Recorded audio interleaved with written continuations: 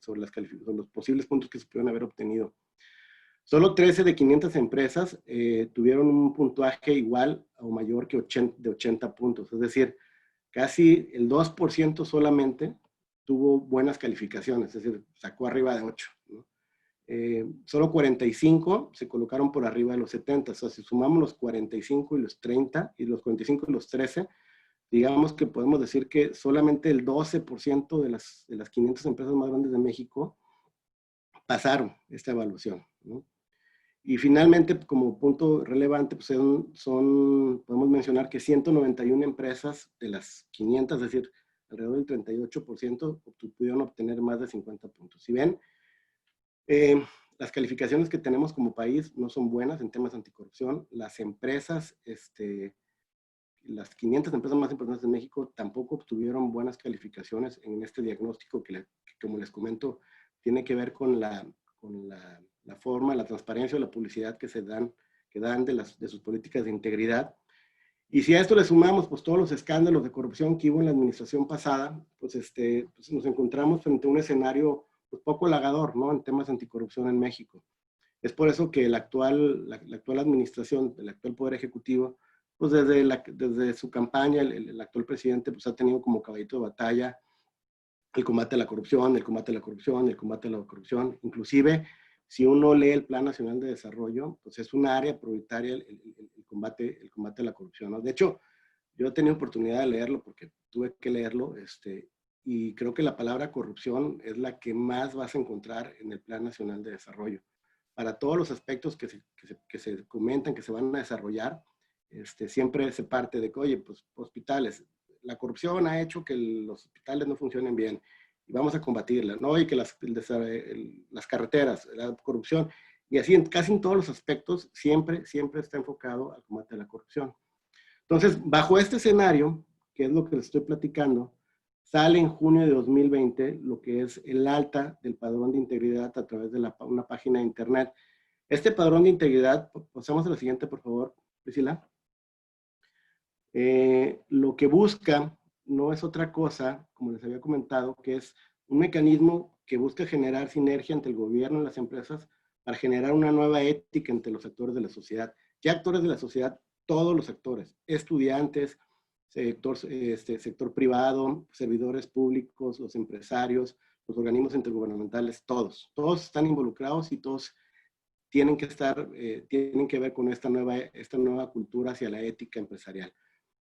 Originalmente el padrón, cuando se diseñó y cuando se hablaba de su implementación a finales del año pasado, está enfocado principalmente a lo que son empresas que contrataban directamente con el gobierno federal o gobierno estatal.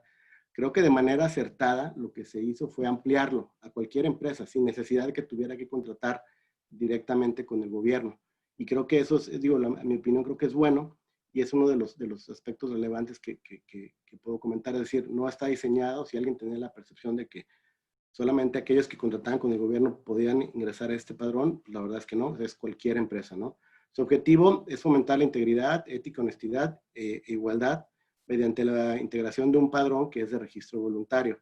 Cuando tú te integras, y ahorita vamos a ver los módulos de cómo puedes llevar a cabo esta inscripción, lo que se te otorga es un distintivo que dura 2 años, se llama distintivo de integridad empresarial, el cual pues reconoce a las empresas que cuentan con altos estándares para prevenir y combatir la corrupción.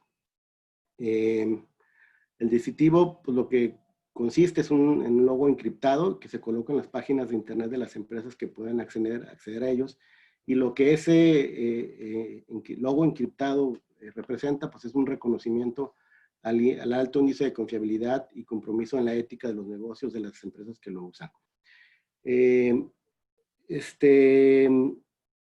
Sí, pasamos a la siguiente, por favor. Digamos que un poco para poder entenderlo, es como el logo de la empresa socialmente responsable, nada más que la diferencia es que no te lo da un organismo intergubernamental, sino que es el propio Estado mexicano, a través de la Secretaría de Función Pública, quien te da ese reconocimiento. Entonces, creo que sí, a diferencia de lo que es el ESR, Empresa Socialmente Responsable, que también es un distintivo, que es un logo que tienes derecho a usar cuando cumples con ciertos requisitos, pues acá más o menos funciona igual, pero la diferencia creo que, y sí es muy trascendental, desde mi punto de vista, es que pues es el Estado, ¿no? Y no un organismo intergubernamental que te lo da.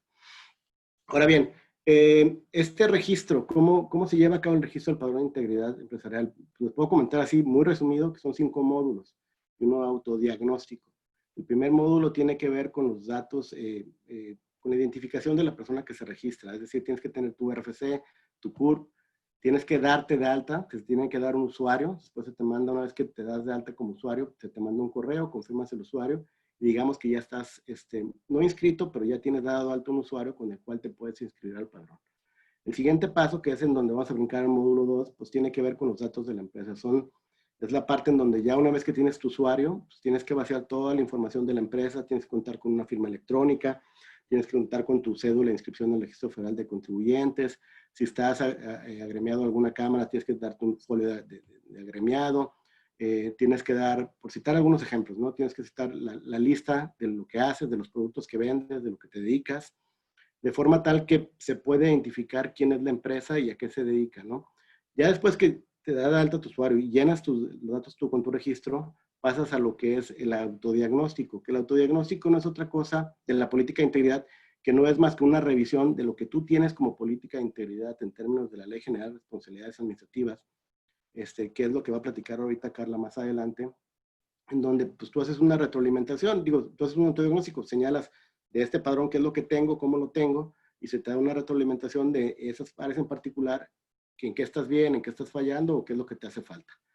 Para después, una vez que ya tienes esa retroalimentación, accedes al módulo 3, que es el tema de la política de integridad, que como ya comenté, va a platicar Carla.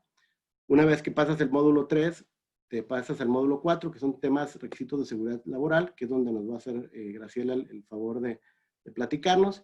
Y por último, el módulo 5, que tiene que ver con requisitos de seguridad social y fiscales, que son mucho más sencillos que lo que se refiere al módulo 4 y al módulo 3, ¿no? Habiendo platicado esto, le cedo la palabra a Carla, que nos va a platicar de lo que precisamente ahorita mencionábamos, ¿no? El módulo 3 y los requisitos que se tienen que cumplir sobre una política de integridad. Adelante, Carla. Gracias, Jorge. Si me ayudas ahí, por favor, Priscila, en la siguiente filmina. Yo les voy a platicar, como bien mencionaba Jorge, del módulo 3, específicamente de la política de integridad. Y me gustaría, por comenzar, que la base de todo este padrón lo encontramos en el artículo 25 de la Ley General de Responsabilidades Administrativas, en donde se encuentran toda la serie de requisitos de esta política de integridad. No obstante, en este padrón vuelven a recrear estos requisitos que ya venían contemplándose desde la Ley General. Ahí trae un asterisco, al final de la filmina viene el relacionamiento que de hecho es el mismo artículo que establece nuestra ley aquí en Nuevo León, la Ley de Responsabilidades Administrativas del Estado de Nuevo León, y prácticamente viene exactamente igual, tanto la federal como la de Nuevo León en este aspecto de los requisitos. Aquí, además de señalar estos requisitos de la política de integridad, que ahorita vamos a hablar específicamente, hay un formulario que contiene otras secciones, como buenas prácticas en materia de corrupción, traen también secciones de protección al medio ambiente e impacto social de la empresa. En la siguiente filmina, ahora sí vamos a ver todos los elementos o los requisitos que contempla la política de integridad. Ustedes pueden ver acá el esquema de su lado, acá en el esquema que les presentamos. Prácticamente iniciamos ahí en la parte amarilla, pues es el manual de organización de procedimientos. Uno de los requisitos que se señalan es, oye, todo lo que es tu organigrama, las funciones y el mapeo de todas las actividades vulnerables de la empresa.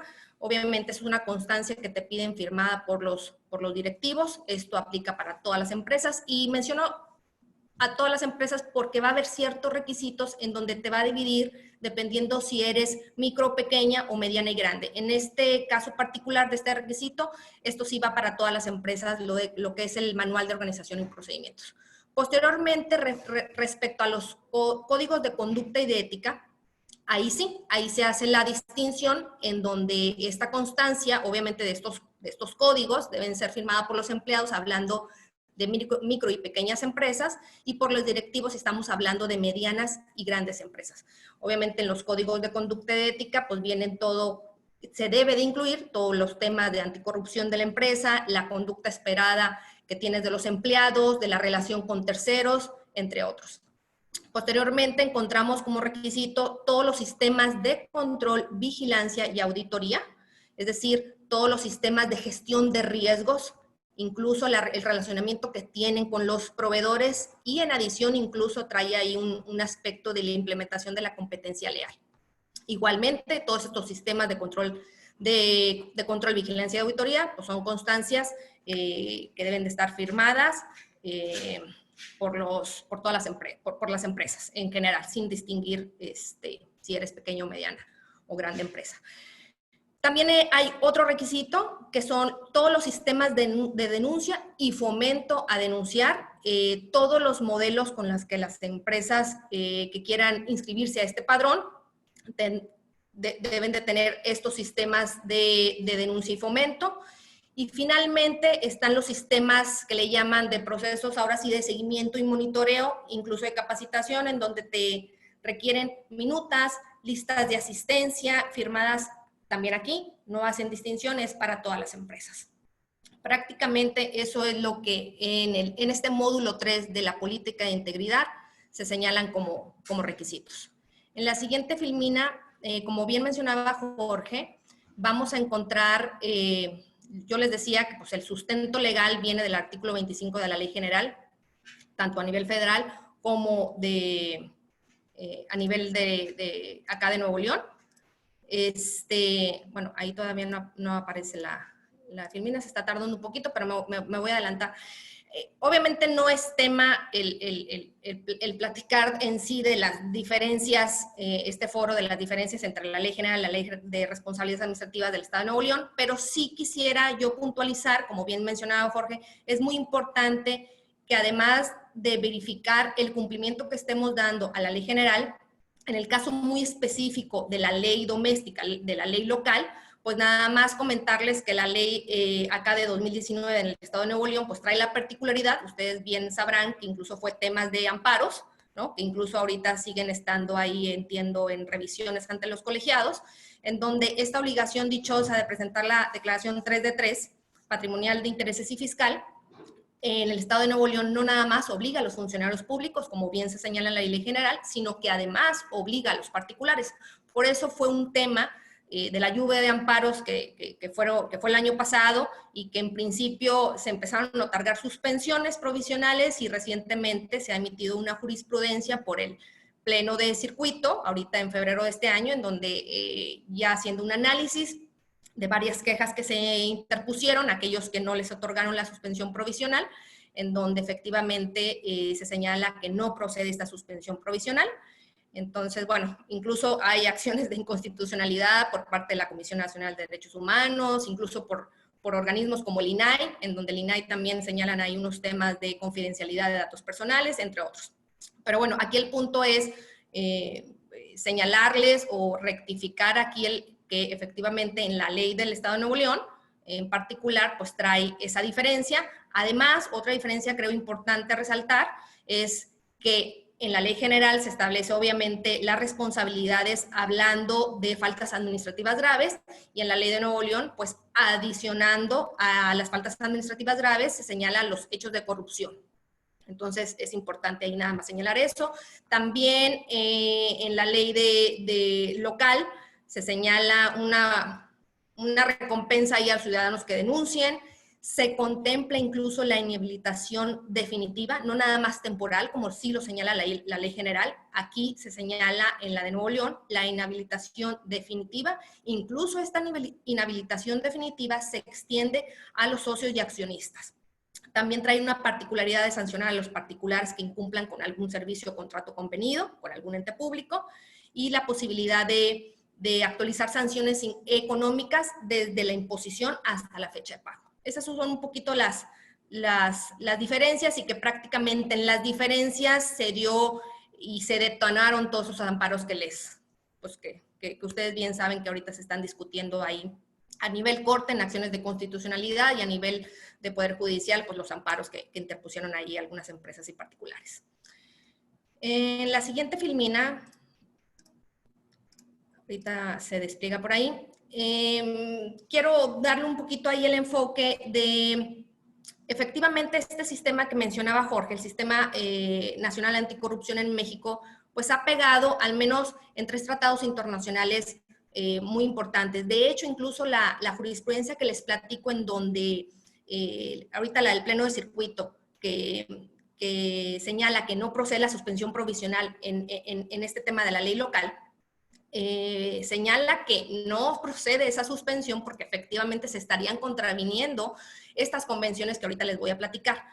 Y definitivamente, pues dice que el orden público internacional está particularmente interesado en el combate a la corrupción. Entonces, un poquito ahí ese tema también fue de estudio, el por qué no se va a otorgar a través de esta jurisprudencia la suspensión provisional. ¿Y de qué estamos hablando? De la Convención Nacional de las Naciones Unidas contra la Corrupción, la Convención Interamericana contra la Corrupción y la Convención de la OECD contra el soborno de los funcionarios públicos extranjeros en transacciones comerciales. Estas son las 3 convenciones que este sistema anticorrupción tiene ligado con esos tratados, y estas 3 convenciones prácticamente establecen para el Estado mexicano pues 5 tipos de obligaciones. Son establecer medidas preventivas, tipificación de delitos, normas procesales, normas sobre cooperación internacional y normas sobre recuperación de activos. Aquí quiero hacer nada más ahí un paréntesis. Ahorita hablando del ámbito internacional, pues ustedes bien saben, la tendencia global es la FCPA y la UK Bribery Act, que son leyes extranjeras con un impacto extraterritorial y que sin duda, al menos en empresas de gran envergadura, pues son, al menos en la empresa que represento, FEMSA, pues es la base, de hecho, para la creación de toda esta política de integridad que al interior de la empresa tenemos, es decir, es nuestro punto de partida, la FCPA para nosotros, y sin duda, obviamente en los países en donde operamos ya se tropicaliza y se revisa cada particularidad de la ley local, ¿no? En la siguiente filmina, ahora sí, ahí sí me ayudas, está un poquito ahí retrasado, nada más me quiero ir, les quiero mostrar ya un poquito más aterrizado cómo nosotros tenemos esta política de anticorrupción específicamente, que es el tema que ahorita nos estamos refiriendo. Aquí en FEMSA, obviamente, ahí les ponemos en la filmina el link, que ustedes lo pueden consultar, es público. Nuestro código de ética es totalmente público, está en nuestra página oficial, ustedes lo pueden ver ahí. Y dentro de, efectivamente, además de nuestro código de ética, pues existen ciertas políticas, ¿no? Específicamente lo que les quiero yo comentar ahorita con este webinar es pues, la política de anticorrupción, ¿no? Que en la política de anticorrupción tenemos todo lo que es la cultura de la legalidad. Dentro de la cultura de la legalidad encontramos, pues sin duda, el tema de anticorrupción, específicamente lo que es el antisoborno. Les quiero nada más, ahora sí, por respetar los tiempos de mi colega Graciela, les quiero nada más dar algunos puntos importantes de los cuales se contiene en nuestra política anticorrupción. Ustedes lo pueden consultar, insisto, es público, nuestro código de ética, nuestras políticas, ustedes lo van a ver ahí. Prácticamente algunos pilares que les quiero comentar es, hay statements relacionados con que nos aseguramos que nuestras relaciones con agentes externos, llámese proveedores, consultores, funcionarios públicos, incluso intermediarios, siempre cuenten con una justificación de negocios, es decir, una razón de negocios y que sin duda se conduzcan exclusivamente sobre bases de integridad, transparencia y profesionalismo.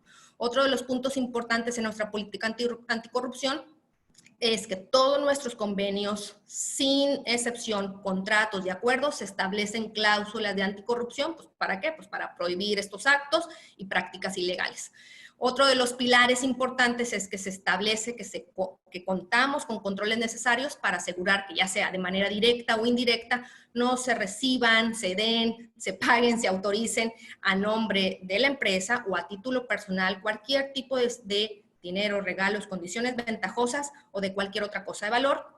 Y otro de los puntos importantes que les quiero mencionar es que dentro de esta política también tenemos y establecemos que llevamos a cabo planes de capacitación y comunicación, que incluso estos planes de capacitación los hace o son a cargo del Chief Legal Compliance Officer, que cada unidad de negocio que integran el grupo. Hay un Chief Compliance Officer en donde a través de él se hace todos estos canales de comunicación, obviamente con apoyo de comunicación corporativa, con apoyo de recursos humanos de cada unidad de negocio, en donde se señalan estas capacitaciones son orientadas a prevenir y a concientizar sobre actos de corrupción para garantizar la cultura de apego a la legalidad.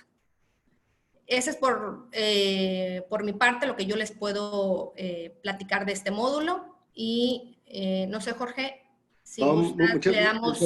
Muchas gracias, Carla. Aprovechando un poco y que terminaste tu parte, y a mí se me pasó como moderador comentarles, digo, agradezco que ya hay un par de preguntas en el chat, pero lo que quería comentarles es, al final de la plática vamos a dejar un espacio para preguntas y respuestas, que son las preguntas que los invitamos a hacer, así como ya lo han hecho algunas personas, Alejandro Guzmán y Raúl Sergio Salinas. Vamos a dejar tiempo, espacio para responder estas preguntas. Por favor, cualquier pregunta que quieran hacer, háganla directamente en el chat y al final la contestaremos. Si quieres nada más, Carla, antes de pasar a la parte de Graciela, yo quisiera hacerte una pregunta. Ahorita que comentabas sobre el FCPA y que puede ser tanto de la empresa en donde tú estás o cualquier otra empresa multinacional, el estándar, el parámetro para medir o para ejecutar medidas en materia anticorrupción. ¿Qué me pudieras platicar sobre, oye, lo que yo cumplo en términos del FCPA respecto a lo que la Ley General de Responsabilidades Administrativas me obliga en términos de lo que es una política de integridad? ¿Qué pudieras platicarme? Es decir, si cumples con la normativa internacional que muchas empresas siguen, ¿es suficiente para estar al día con lo que te pide la Ley General de Responsabilidades Administrativas y por consecuencia lo que te pide, lo que se te exige como requisito para acceder a este padrón? ¿O hay aspectos que sean diferentes? ¿Qué digo de manera breve para Sí, Jorge. Mira, la verdad es que nosotros acá en el grupo, nuestro punto de partida es la FCPA, sin duda, esa es nuestra, ¿cómo te diré?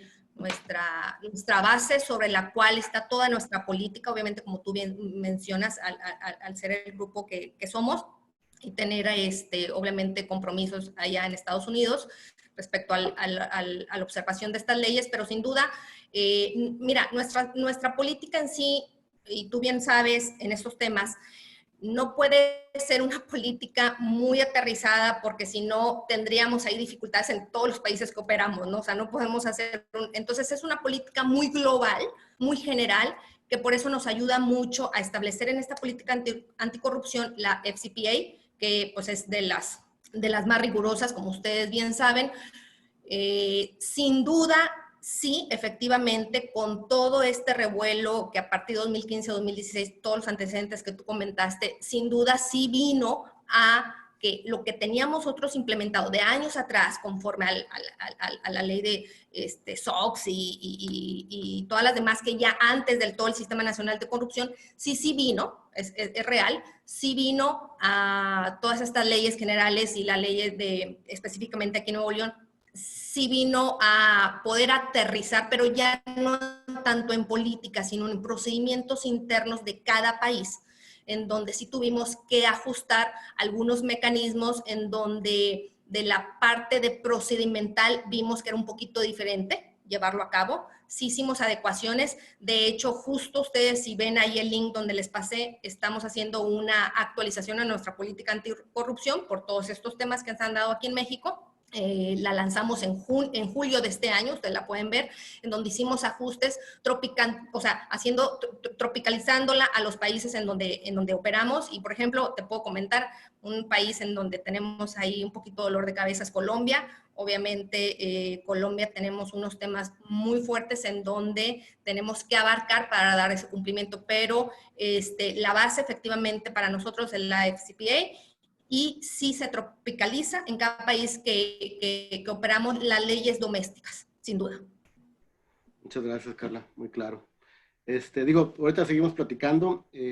Graciela, si nos haces el favor de continuar con la presentación, te lo agradeceríamos. Claro que sí, Jorge, muchísimas gracias. Le pasamos una diapositiva, por favor, Pris. Bueno, en mi caso me toca hablar de los requisitos en materia de seguridad laboral. Nos piden 4 puntos para poder formar parte de este padrón de integridad empresarial. Primeramente, contar con un protocolo para prevenir la discriminación por razón de género y atención de casos de violencia, acoso o hostigamiento sexual. Ahorita lo vamos a ver más a detalle, pero quiero dejar claro cuáles son los 4 puntos que piden. El distintivo de empresa familiarmente responsable o que acredites que cumples con políticas de conciliación trabajo con vida familiar. El último comprobante de capacitación de los trabajadores, que por cierto, en caso de que tengas personal sindicalizado, pues esto se tiene en todos los comités sindicales que se dedican al tema de capacitación, y que las condiciones de trabajo sean en cumplimiento del artículo 25 de la Ley Federal del Trabajo. Es importante mencionar que ese artículo 25 se refiere a la obligatoriedad de manifestar por escrito el contrato de trabajo, pero también es importante enfatizar que hace referencia a que tengan una condición de trabajo referente al artículo 25, que forma parte ya del capítulo que se refiere a la relación individual de trabajo. No así del artículo 13 o 15, por ejemplo, en otras cuestiones que ahorita están muy de moda, como el tema de subcontratación laboral. No voy a entrar más a detalle, pero sí es importante mencionar que el artículo que se refiere y que me parece importante mencionar, pues forma parte de la relación individual de trabajo y más adelante lo veremos más a detalle. Si quieres, adelantamos, Liz, por favor. Primeramente, la norma oficial mexicana. Decir primeramente que las normas oficiales mexicanas establecidas por la Secretaría del Trabajo y Previsión Social determinan las condiciones mínimas necesarias que tiene que haber en materia de seguridad, de salud para los trabajadores. ¿Son obligatorias? Sí, sí son. El cumplimiento de esta norma oficial mexicana se dio por 2 etapas. El primero se tenía que cumplir a partir del 23 de octubre del año pasado y la segunda etapa es a partir del 23 de octubre de este año. A partir de esta etapa nueva, que entra en vigor en octubre, ya tenemos que dar cumplimiento a la identificación y análisis de los factores de riesgo psicosocial. Realmente podría parecer muy vago el cumplimiento de qué implica estos análisis de factores de riesgo psicosocial. Sin embargo, sí entra a muchas cuestiones del clima laboral, del entorno organizacional. Te revisa que tengas, que se le realicen exámenes médicos a los colaboradores, incluso exámenes médicos a nivel mental, psicosocial. Entonces, hay muchísimas cuestiones que ya son obligatorias por parte de esta norma oficial mexicana, que muchísimas de las empresas de Nuevo León ya hemos estado trabajando desde hace ya varios años con esto, y entonces definitivamente creo que si ya cumplimos con la NOM, va a ser muy sencillo que demos por check ese punto. Ahora, en esta norma oficial mexicana, al igual que en el padrón, como comentaba Carla, se divide por diferentes aspectos dependiendo de cuántos trabajadores tienes. No lo especifica como empresa micro, pequeña, mediana o grande, pero sí como tienes en tu centro de trabajo, tienes 15 trabajadores, tienes más de 50, tienes entre 16 y 50, y dependiendo de la cantidad de trabajadores que tengas, es el cumplimiento que le vas a tener que dar a esta norma. Ahora, importante mencionar que esta norma oficial mexicana se tiene que cumplir por centro de trabajo, no por empresa. Es decir, si Signux tiene 50 centros de trabajo a nivel nacional, pues tiene que dar cumplimiento a esa norma en todos sus centros de trabajo. No es solamente uno, ¿sí? Como pudiera ser el de, tal vez el de empresa socialmente responsable, que con tu marca acreditas ciertos, pues que das cumplimiento a ciertas cuestiones. En este caso particular, tiene que ser por centro de trabajo y definitivamente que al cumplir con esto, pues estaremos adelantados con el tema del padrón, perdón. Adelante, Pris. La capacitación de los trabajadores. Este es un tema muy importante porque anteriormente la Secretaría del Trabajo y Previsión Social únicamente nos pedía una capacitación laboral que fuera referente a las actividades que desempeñaban los trabajadores. ¿Sí? Si se dedicaban a un puesto de soldador, pues entonces tenían que estar recibiendo constantemente capacitación de ese puesto. Sin embargo, con todo este tema de la NOM 035, nos obligan a las empresas a no nada más capacitarlos en eso, sino también en cuestiones de liderazgo, en temas de cómo regular el estrés, porque precisamente en la manera en la que regules el estrés, los factores de riesgo psicosocial no estarán presentes. Entonces, cada vez nos vemos obligados a más cuestiones y esta capacitación laboral es igual de importante la que se refiere a la persona para combatir y tener controlado el clima laboral y el entorno organizacional, como es igual de importante la capacitación de lo que se refiere a sus puestos para mejorar el desempeño y la productividad de sus trabajadores.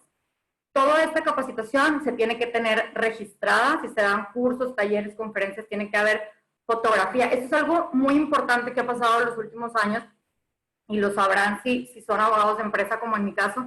Tenemos que documentar todo, tanto fotografía, listas de asistencia, quién entró a tal taller, por qué sí, por qué no. Y cada vez nos obligan más a que sí, un puesto de trabajo, una persona realiza ciertas capacitaciones o ciertos talleres, en relación con eso sea su promoción y no de otra forma, para también garantizar que se está dando un trato igualitario y de no discriminación, que es precisamente el tema de la siguiente filmina. Si quieres, adelante, Pris. El protocolo para prevenir la discriminación laboral. Los últimos años se ha hablado mucho de la prevención de la discriminación laboral, pero no había propiamente una obligación en ley que las empresas tuviéramos que tener este protocolo para poder operar. ¿Sí? Ahora con la reforma laboral de mayo de 2019 se incorpora en la Ley Federal del Trabajo la obligación de contar con un protocolo para prevenir la discriminación laboral e incluso para temas de acoso sexual. Entonces, es muy importante estar conociendo estos nuevos mecanismos que la autoridad no los está poniendo, pues a ver si quieres implementarlo o no, sino que realmente ya tienen que ser parte de cómo opera la empresa. Es importante comentar que este protocolo va muy de la mano con la norma 035, porque, por ejemplo, el objetivo de este protocolo es que se definan procesos, procedimientos y mecanismos para brindar atención a víctimas de algún caso de violencia laboral, acoso sexual, que sea en el centro de trabajo, que haya igualdad de género, que se promueva una cultura organizacional que se erradique la violencia laboral. Pues sí, pero es muy difícil probar eso, ¿sí? Tenés que tener demasiados canales. Formalmente, yo, por ejemplo, en mi área jurídico-laboral, pues tenemos nuestro protocolo firmado por los directivos, tenemos nuestra política de igualdad y no discriminación, tenemos nuestra política de no temas de violencia laboral o acoso sexual, pero las políticas ya no son suficientes. Necesitamos, por ejemplo, programas de comunicación importantes en donde la empresa se sienta parte de que se permee esa cultura como parte de la organización, que era justo lo que atinadamente comentaba Jorge al principio, de que no se viera el inscribirte al padrón como dar un check, sino que realmente debe haber un cambio en la cultura organizacional y todos tenemos que estar en esa misma línea. Entonces, es muy complejo cuando te piden este tema del protocolo aunado con el tema de la capacitación, porque entonces ya hay obligación, por ejemplo, de dar capacitación de temas de acoso sexual. Le tienes que decir a tus colaboradores qué es acoso sexual, qué sí es, qué no es y cómo erradicarlo. Y son temas muy tabú que no se quieren tocar porque pueden tocar ciertas fibras, pero que realmente ya estamos obligados a esto. Y lo último que no quiero que se me pase es que este protocolo te obliga a tener un comité encargado específicamente de la atención y seguimiento a casos de este tipo. Por ejemplo, en Signux contábamos con un comité de ética y pensábamos que podíamos darle seguimiento a este tipo de asuntos con el comité de ética. Pues la realidad es que no, porque tiene que haber un comité específico para casos de acoso y hostigamiento sexual en el centro de trabajo. Entonces, sí es importante que estemos actualizados respecto de esto, porque ante cualquier incumplimiento, pues hay sanción para el patrón, y comentar que ya hay inspecciones en materia de Secretaría del Trabajo en temas de NOM 035, aunque todavía no entra en vigor la segunda etapa de su implementación, y no lo digo porque me lo han platicado, me ha tocado verlas personalmente. Entonces sí es importante que estemos al pendiente de estas medidas. Adelante, please. Puse esta filmina porque es muy claro cómo por todos lados estamos atiborrados del tema de igualdad laboral y no discriminación, temas de no acoso sexual, temas de violencia laboral.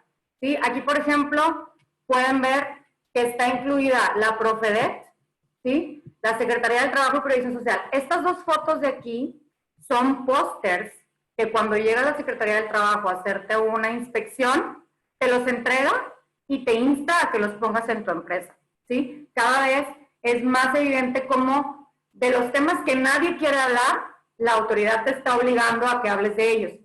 Y algo importante en este padrón es que si ustedes ven quiénes están, pues, patrocinando o auspiciando el padrón, pues está IMSS, Infonavit, Secretaría del Trabajo, Secretaría de Hacienda, SAT, muchísimas cámaras, ¿sí? Entonces, para mí, el padrón, con estas obligaciones de seguridad laboral que nos está implementando, nos está diciendo, sí ya tienes la obligación por parte de la NOM, sí ya tienes la obligación por parte de la Secretaría del Trabajo, pero para estar en este padrón y todos los que lo están auspiciando, que son tanto organismos fiscales autónomos, autoridades y cámaras, vienen a darle un cierre a que definitivamente todos tenemos que estar en lo mismo, ¿sí? Y aquí, por ejemplo, este loguito que ven aquí, en donde viene la política de igualdad laboral y no discriminación, donde está la NOM 025, que la NOM 025 es distinta a la 035, esta es de igualdad laboral y no discriminación, y esta es auspiciada por la CONAPRED, el Consejo Nacional de Prevención de la Discriminación, que también está muy fuerte y muy presente, y a pesar de que sus resoluciones no son vinculantes, sí es muy importante el valor reputacional que le da a tus empresas. El año pasado me tocó la oportunidad de tener a la directora de la CONAPRED en las instalaciones de Signux platicándonos de este tema y nos comentaba, es que es un tabú el que no se quiere tocar estos temas y yo creo que tal vez una cosa es salir bien librado de una inspección y no tener que ir a juicio ni mucho menos porque sí tienes la inspección correcta, pero me parece que este padrón lo que intenta es que entonces ya lo des a conocer públicamente, ¿sí? Que tus proveedores conozcan cuál es tu política interna y que de esta forma puedas acreditarles a ellos también el cumplimiento, como en su momento lo pudiste haber hecho ante la Secretaría del Trabajo o ante la Profedet. Adelante, Pris. Y por último, el reconocimiento de empresa familiarmente responsable, que en este caso te da la opción de presentar el distintivo o acreditar que tienes una relación entre tu vida laboral y tu vida familiar. Las empresas de Signux, todas contamos con este reconocimiento de empresa familiarmente responsable. Tenemos que acreditar muchísimas cosas, entre ellas tener, horarios flexibles para todos, hombres y mujeres. Tenemos que acreditar que no hay temas de discriminación. Tenemos que acreditar que un 10% de nuestros colaboradores tengan algún tipo de situación distinta. Por ejemplo, tenemos sordomudos, y aunque se escuche extraño, así es como se les debemos de llamar en los puestos que tenemos. Y tenemos que acreditar que tengamos, ahora sí que, de todo un poco para poder tener acceso a este tipo de reconocimiento. Incluso contar con lactarios maternos, dar oportunidad para el tema de la extracción de leche. Bueno, muchísimas cosas a las que te tienes que hacer responsable para que tenga este distintivo. Me parece importante aclarar que no muchas empresas han querido acceder a este reconocimiento porque es evidentemente voluntario y sí podría mermar un poco, o así es como lo pensaban los directivos, pero creo que esta pandemia nos ha permitido darnos cuenta que todos podemos trabajar de diferentes formas y seguramente con la obligación que está poniendo este padrón de darle el empuje al tema de la vida familiar, o sea, de darle una importancia a tu vida familiar como a tu vida laboral, pues va a permitir y va a ir permeando que más empresas se sumen a este tipo de iniciativas. Como les comenté, este distintivo es gratuito y se otorga cada año. Por mi parte es todo en el tema de seguridad laboral. Muchas gracias, Priscila. Aprovechando antes de pasar al último módulo, que la verdad no va a tomar ni un minuto, Yo te quisiera hacer una pregunta que creo que puede ser de las cosas que más llaman la atención en este momento. Digo, y que tiene que ver con lo que voy a platicar, ¿no? Ahorita tú que comentabas sobre los requisitos que se te piden en temas de seguridad laboral, pues tiene que ver mucho con ciertos requisitos que tienes que tener tú a favor de tus trabajadores, ¿no? Pero la realidad es que hoy en México muchas de las empresas son comerciales, que digamos que son los que tienen la marca o el prestigio. En muchos casos resulta que no tienen trabajadores o que tienen muy pocos trabajadores porque la gran mayoría de su nómina la tienen en un esquema de subcontratación. A lo mejor es un esquema en donde una empresa del mismo grupo es donde tiene los trabajadores. Y aquí lo que yo te quería preguntar es, oye, ¿qué va a pasar? ¿No? Porque como bien comentabas tú, parecería que todos los requisitos hablan de lo que tú tienes que cumplir con tus trabajadores, no con los trabajadores de la empresa filial o subsidiaria o del mismo grupo, que en donde los trabajadores con los que tú operas están en la nómina de esa otra compañía. Claro. Ahí, ¿qué reflexión pudieras hacer sobre ese tema? Porque parecería, es decir, voy con la empresa que tiene la marca, que tiene la operación, la conocida, el prestigio, o voy con la que tiene los trabajadores, que son los que nos prestan servicios, que a lo mejor ahí el padrón no sería tan necesario. Digo, no que no fuera tan necesario, es necesario en cualquier empresa, pero a lo mejor no te daría el prestigio que Claro. tener en la operativa, ¿no? No, aparte, si en la empresa comercial no tienes trabajadores, pues es imposible acreditar capacitación y es imposible acreditar NOM 035 y familiarmente responsable. Realmente no se cumplirían con los objetivos propiamente del padrón. Yo, en este caso, por esto hice un énfasis en el tema de lo que se refiere del artículo 25 de la Ley Federal del Trabajo. Creo que sí, de manera disfrazada un poco, está ahí el que al empresario le están, pues no obligando, pero sí más o menos como que, pues bueno, tienes que tener trabajadores, ¿no? Al ser voluntario, pues definitivamente, seguramente las empresas de servicios van a acceder a este padrón, ¿verdad? El problema va a ser cuando nuestros clientes, ¿sí? O a lo mejor, por ejemplo, en el extranjero, empiecen a identificar que existe este padrón o lo empiecen a poner como política para contratar. Y si ellos establecen que para contratar la empresa que factura, la factura del servicio, tiene que estar dada de alta en el padrón y no está dada de alta en el padrón porque no puede, porque no tiene trabajadores, pues ahí va a haber una interferencia. Digo, definitivamente yo sí creo que esto va muy amarrado y muy de la mano a la intención de la eliminación de las empresas de servicio o del insourcing. Definitivamente sí creo que va de la mano. No sé qué impacto pueda tener a mediano o corto plazo, pero sí creo que definitivamente si no se logra hacer una negociación con el cliente de que, oye, ¿sabes qué?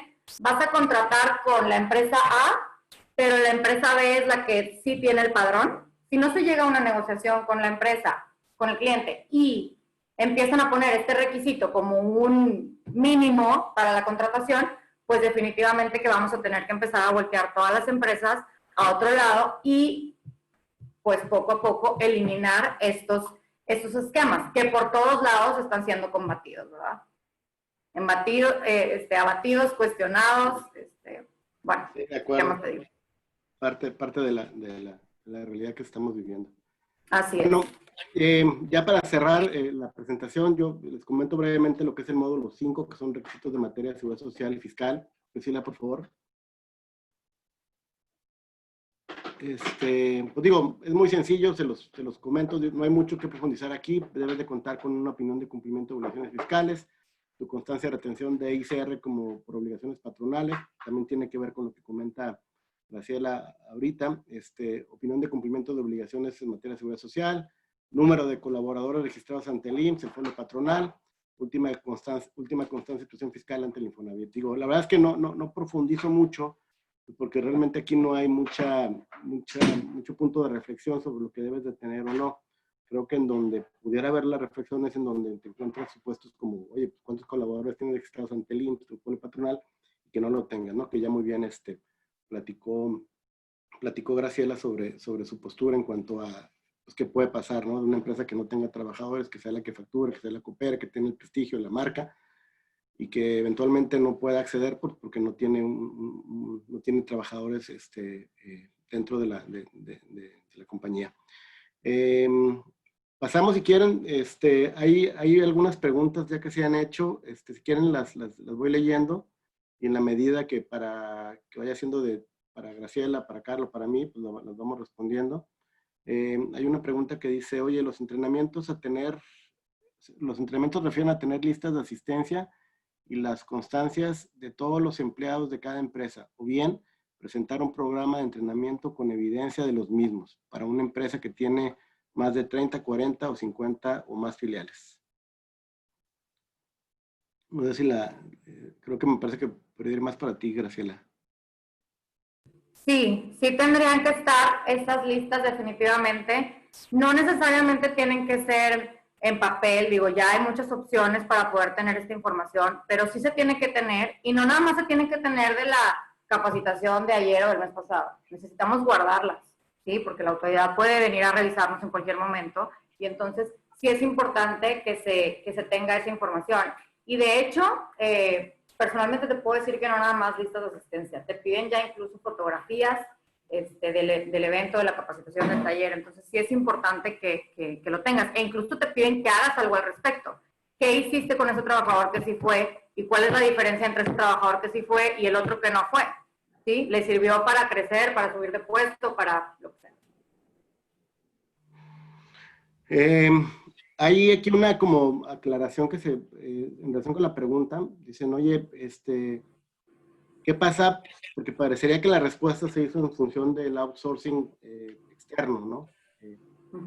Creo que valdría la pena, y creo que así lo entiendo, es, oye, son empresas del mismo grupo, ¿no? Donde tienes el lean sourcing, como se le conoce comúnmente, pues, ¿tendría que aplicar las mismas consecuencias de lo que platicaste o sería algo distinto? Es decir, no pensemos en un esquema de outsourcing Abusivo. diferente, abusivo, como el adjetivo que queramos ponerle, sino un insourcing, ¿no? Donde se pagan todo y se cumple con todas las obligaciones, empresas del mismo grupo. ¿Sería la misma consecuencia de lo que platicabas? Sí, definitivamente sería la misma consecuencia. Y realmente aquí también, definitivamente sí la autoridad te está poniendo un freno y yo creo que también se nota más cuando identificas que te obliga a presentar la opinión positiva en materia de seguro social. Esa opinión positiva ya no se otorga a registros patronales sin trabajadores.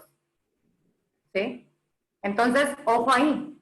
Eso para mí perfecciona el tema, ¿sí? Porque te pide la opinión positiva y entonces, aunque te pueda salir un poquito por la tangente a lo mejor con el otro tema de la obligación del 25, pues con la opinión positiva no te puede salir de ninguna forma. Entonces, estarías obligado a hacerlo por la empresa de servicios. Que lo que podemos hacer a algunas empresas, que sabemos que a lo mejor pudiera haber algunas que tuvieran este esquema de empresa de servicios y a través de las mismas cámaras que están auspiciando el padrón, es, oye, bueno, ¿sabes qué? Yo voy a cumplir con todo esto, como ya lo vengo cumpliendo, pero son las empresas que tienen el personal. Y ver de qué forma también reaccionan los clientes que quieran que tu empresa tenga ese padrón. Y si definitivamente ellos dicen que no, aunque no pasen las iniciativas que han estado medio paradas, pues este padrón te va a obligar como empresa a darle para adelante. ¿Sí? Porque esas iniciativas ya se quedaron en el congelador. Pero si este tema, los clientes se nos ponen ya pues más intensos y quieren que tengas este padrón obligatoriamente la empresa que factura, pues ahí sí vamos a estar en un tema. Sí, de acuerdo. Carla, totalmente de acuerdo, Graciela. Carla, ¿cómo ves tú ese tema es decir, un poco, y me corriges si no es la misma percepción que tienes, yo lo que he visto mucho en temas de cumplimiento anticorrupción aquí en muchas empresas, es que no se cumple a la perfección, por decirlo de alguna forma, el tema de lo que debes de contar como una política de integridad en términos de la ley. ¿Cómo ves un poco así como lo que platicaba Graciela, decir, oye, pues si en el tema del outsourcing las reformas no pasan, pues eventualmente este padrón pudiera ser utilizado para que cambien esos esquemas, porque no hubiera forma de que si no tienes trabajadores accedas a él.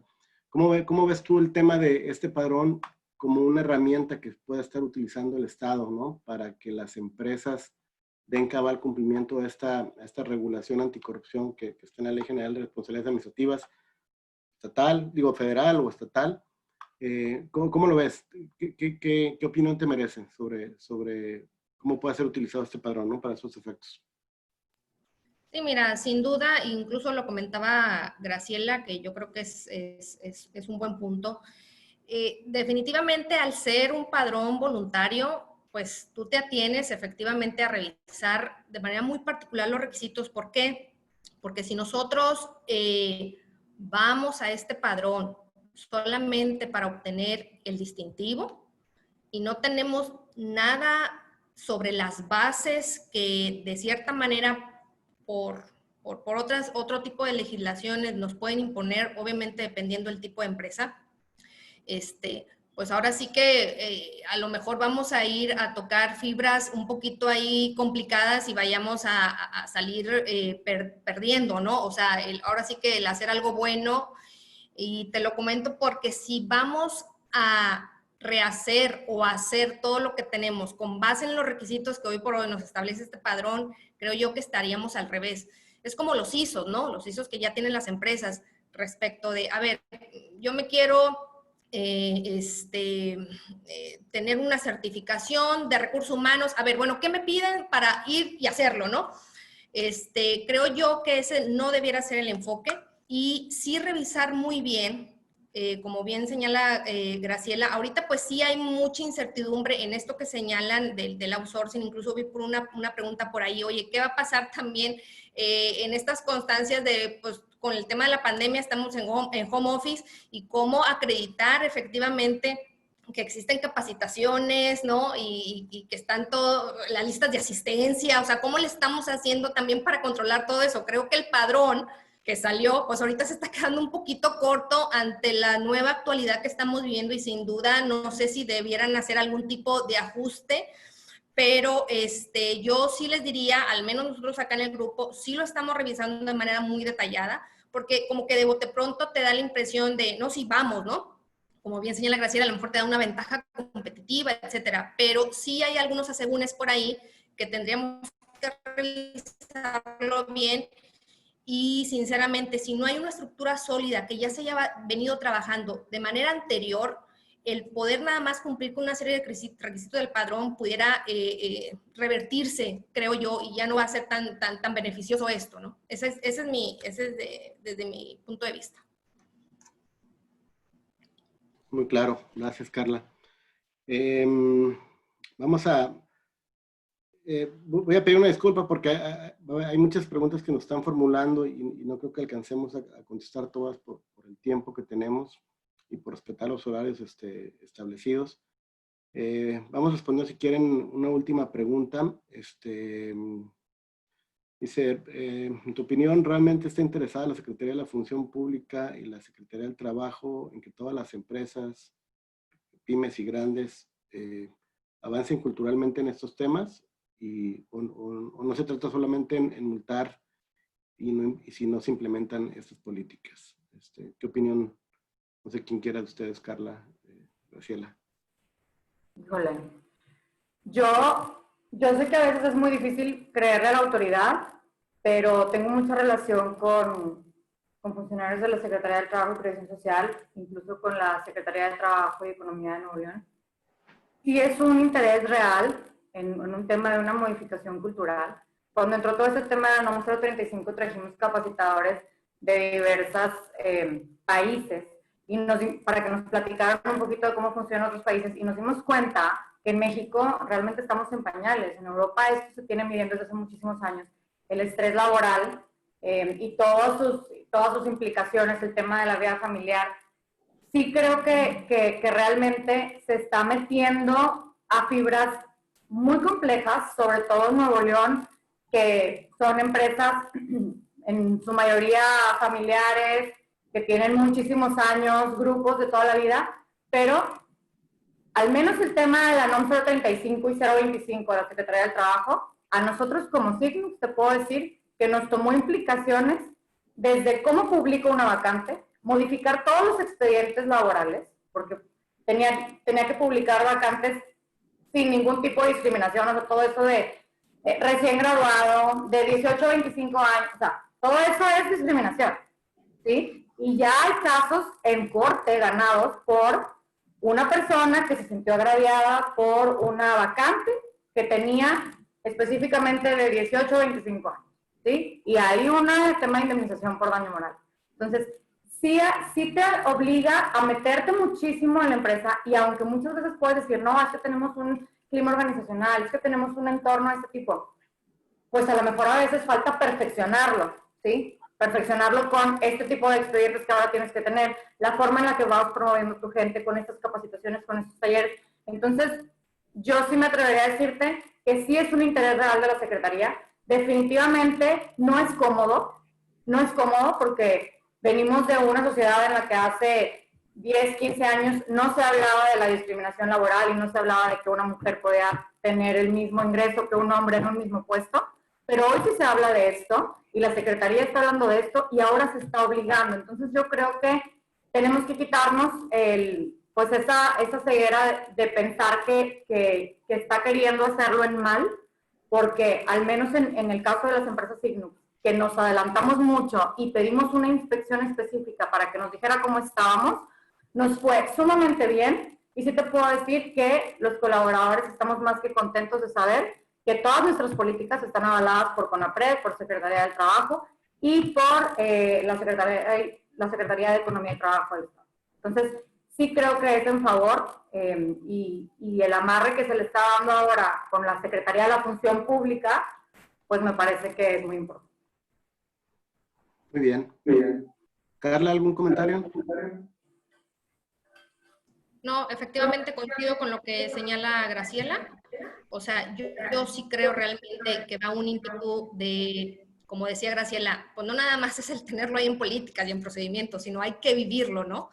Hay que tener toda una cultura, porque efectivamente, porque podría salir bien en un proceso de verificación, pero si al interior de la empresa no existe y no se vive esa cultura, pues va a haber denuncias internas que al final del día te van a llevar a un procedimiento paralelo. ¿Y de qué sirve? A lo mejor, ahora sí, yo creo que sería contraproducente nada más mostrar estos distintivos, pero que realmente al interior de la empresa no se viva. O sea, ¿de qué sirve si realmente, no? Entonces, yo sí abono ahí a la opinión de Graciela, creo que va para allá, y yo creo que hay que subirnos a esto, porque sin duda, si no nos subimos ahorita, se va a hacer mucho más complicado, creo yo, el poder armar todo esto en 1, 2, 3 años.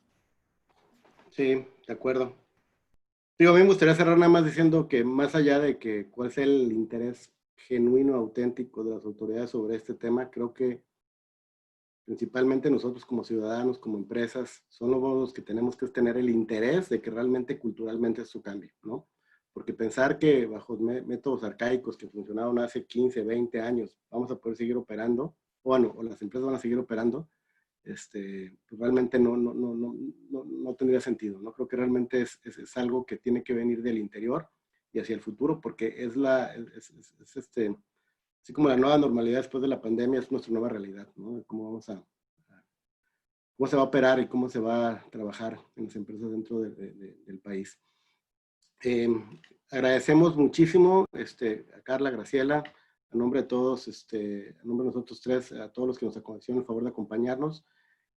Muchas gracias por haber asistido a este curso. Esperamos que haya sido de utilidad.